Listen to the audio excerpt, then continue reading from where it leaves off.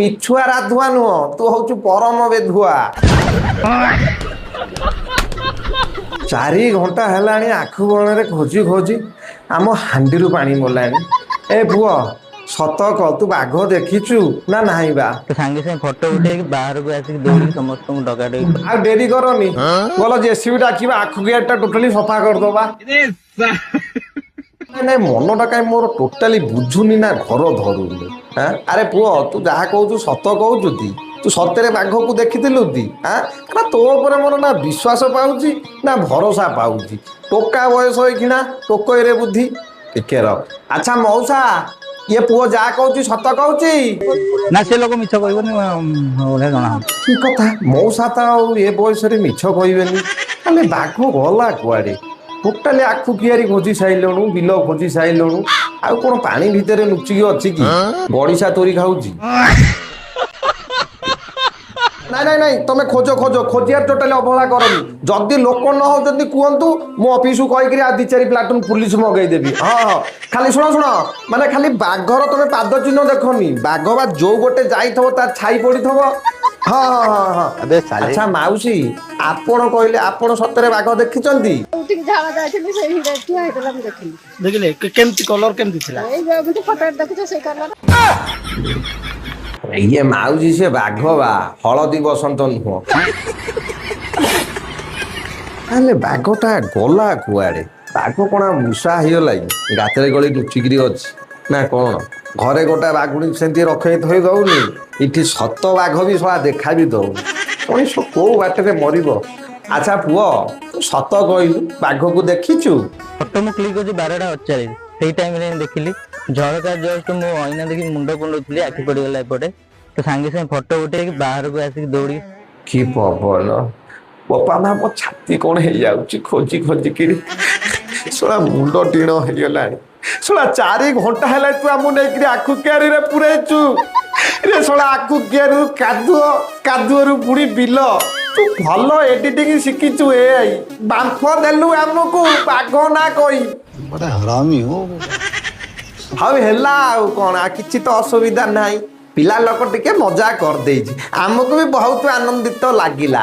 ପୁଅ ଚାଲେ ଭିତରକୁ ଯିବା, ଜମା ମନ ଦୁଃଖ କରନି। ହେଇଟି ଉତ୍ତମ ଧର ତତେ ଖାଦ୍ୟ ଦବୁ, ପୁଣି ଦିନକୁ 3 ଓଳା। ନା ଖାଦ୍ୟରେ ତତେ ଡାଇବେଟିସ୍ ହବ, ନା ତ ସୁଗାର ବଢିବ, ନା ତ ବ୍ଲଡ ପ୍ରେସର କମିବ। ଆହୁରି ତୋର ଯେତିକି କଲର ଅଛି, ଛାଇ ତଳେ ରହିଲେ ତ କଲର ଆହୁରି ଫିଟିଯିବ। ଏଇରୁ ଏଇଟା ଶିଖିନୁ ଯେ ମିଛରେ ଗାଁ ଲୋକଙ୍କୁ ଭୟଭୀତ କଲେ ଏବଂ ପୁଲିସକୁ ମିଛ ତଥ୍ୟ ଦେଲେ କୋଉ ସବୁ ଦଫା ଲାଗେ। ଶଳା ବାଘ ନାଁଟା ନ କହି ଯଦି କୁମ୍ଭୀର ନାଁ କହିଥାନ୍ତୁ, ହୁଏତ ହେଲେ ଏଇଖିଣା ବଞ୍ଚି ଯାଇଥାନ୍ତୁ। କମସେ କମ 4-5 ଦିନ ଖୋଜା ହେଇଥାନ୍ତା। ସୋସିଆଲ ମିଡ଼ିଆରେ ଆଉଟାଏ ବହୁତ ଜୋରେ ଭାଇରାଲ ହେଉଛି, ଆପଣମାନେ ସେଇଟାକୁ ନିଶ୍ଚିନ୍ତ ଦେଖିଥିବେ ଯେ ଗୋଟେ ବାହାର ଦେଶର ମଣିଷ 220 କୋଟି ଟଙ୍କା ଖର୍ଚ୍ଚ କରିକିରି ମଣିଷରୁ କୁକୁର ହେଇଗଲା। ମାନେ ମୁଁ ହେଟା ଭାବୁଛି କେମିତି ହେଲା, ସର୍ଜରୀ ହେଲା ନା ତାର ବାୟୋଲୋଜିକାଲି କଣ ଆମ୍ଫଣା ଆମ୍ଫଣ ପୁରେଇକିରି କଲେ। ଇଏ ହଉଛି ଆଜ୍ଞା ସେଇ ଲୋକ ଯିଏ ନିଜ ପକେଟରୁ 220 କୋଟି ଟଙ୍କା ଖର୍ଚ୍ଚ କରିକିରି ମାନବରୁ ପୁଣି ପଶୁ ହେଇଛନ୍ତି। ଗୋଟେ ଭଲ ମଣିଷ ଯଦି ଆପଣ କହିବେ ତୁ ମଣିଷ ନା ପଶୁ, ସେ ଆପଣଙ୍କୁ ମା ଭଉଣୀ ଗାଳି ଦବ। ହେଲେ ଇଏ ଲୋକ ଭାଇ ଏମିତିଆ, ତାକୁ କଣ କୁକୁର ଠେଇଁ ଏତେ ତାର ମାନେ ସମ୍ପର୍କ ଅଲଗା ପ୍ରକାର ମୁଁ ଜାଣିନି। ମାନେ ପଇସା ଖର୍ଚ୍ଚ ହୋଇ ସେ କୁକୁର ହଉଛି डिप्रेशन। ମତେ ଯାହା ଜଣା ପଡୁଛି ଏ ଲୋକକୁ ବୋଧେ କୁକୁର ଷ୍ଟାଇଲ ଗୁରା ଭଲ ଲାଗୁଛି। ମାନେ ଲାଇଫ ଷ୍ଟାଇଲ, ଗୋଡ ଟେକିକିରି ମୁତିବା, ଜିଭରେ ପାଟୁ ପାଟୁ କରିକିରି ପାଣି ପିଇବା, ଆଉ କାର୍ତ୍ତିକ ମାସ ହେଲେ ଯୋଉଠି ପାଇ ସେଇଠି ଆଣ୍ଠେଇବା। ମାଲିକ ମାନେ ନିଜ ପାଳିତ କୁକୁରଙ୍କୁ ବହୁତ ପ୍ରଶଂସା କରନ୍ତି, ଆପଣ ମାନେ ବି ଶୁଣିଥିବେ। ଯିଏ ସିନା ପଶୁ ପାଟି ଫିଟି ପାରୁନି, ଜାତିରେ କୁକୁର, ହେଲେ ତାର ମଣିଷ ଗୋଟାଏରେ ବୁଦ୍ଧି। ହେଲେ ଏ ଭାଇକି କଣ କହିବେ ଆପଣ? ଇଏ ସିନା ଜାତିରେ ଭାଇ ମାନବ, କିନ୍ତୁ ବୁଦ୍ଧିଆର ହଉଛି ଗୋଡ଼ ଟେକା। ଆପଣ ମାନଙ୍କୁ କଣ ଲାଗୁଛି ଯେ ନ୍ୟୁଜଟା ମିଛ ନା ସତ? ମିଛ ତ କେବେ ହେଇନଥିବ ନା। ହେଇଥିଲେ ମାନେ ଆମ ଓଡ଼ିଶାର ଏତେ ବଡ଼ ବଡ଼ ନ୍ୟୁଜ୍ ଚ୍ୟାନେଲ ଏ ଜିନିଷକୁ କଭର କରିଥାନ୍ତେ, ପୁଣି ୱିଦାଉଟ୍ ଭେରିଫାଏରେ। ତା ତଳେ ପୁଣି ମାନେ ମଲେଇ ଦିଆ କମେଣ୍ଟ, କାହିଁକି 220 କୋଟି ଟଙ୍କା ତମେ କୁକୁରରେ ଖର୍ଚ୍ଚ କଲ, ଅନାଥ ଆଶ୍ରମକୁ ଦେଇଦେଲନି, ଓ ଗରିବ ଲୋକଙ୍କୁ ଦେଇଦେଲନି?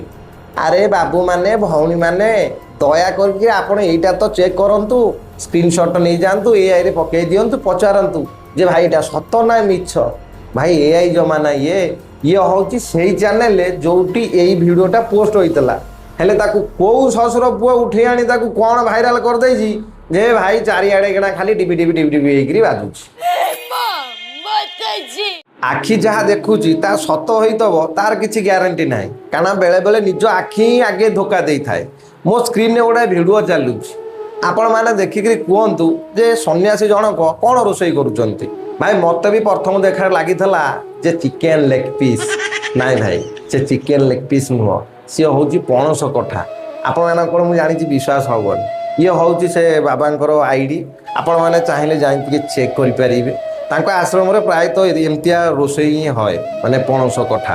କିନ୍ତୁ ଆମେ ଯାହା ଦେଖିଲେ ସେଇଟା ସତ କି? ତେଣୁକରି ଯାହା ଦେଖୁଛନ୍ତି ତାକୁ ଆଖି ବୁଜିକିରି ହଠାତ୍ କିନି ବିଶ୍ୱାସ କରନ୍ତୁନି। ହୋଇଥାଇପାରେ ତା ପଛରେ ଆଉ କିଛି ବି ରହସ୍ୟ ଥାଏ। ସତର୍କ ରୁହନ୍ତୁ, ସାବଧାନ ରୁହନ୍ତୁ। ଜୟ ଜଗନ୍ନାଥ, ଜୟ ଶ୍ରୀ ରାଧେ।